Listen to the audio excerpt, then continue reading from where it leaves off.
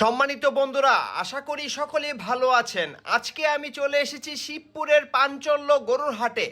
আর আজকের এই ভিডিওতে আপনাদেরকে দেখাতে চলেছি ফেসবুকে এরই মধ্যে বেশ জনপ্রিয় হয়ে ওঠা আরমান ভাই এবং নাহিদ ভাইয়ের খামারের সুস্থ সুন্দর গরুগুলো।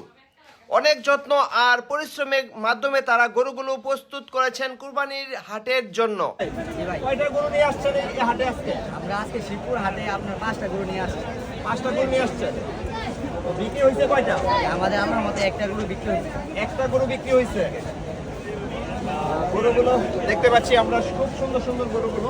এই গরুটার বয়স কত হবে ভাই? এটা আপনার 6 দাঁত বয়স। আচ্ছা, 6 দাঁত। জি। এটা দাম চাচ্ছেন কত? এটা আমরা যাচ্ছে 4,30,000। 4,30,000 টাকা দাম চাচ্ছেন। আর ক্রেতারা কত টাকা বলছে? এটা আপনার বলতেছে, কিন্তু এখন দাম পাগলে সমস্যা আছে। আচ্ছা, অনেকে গরু কিনতে চাইতেছে।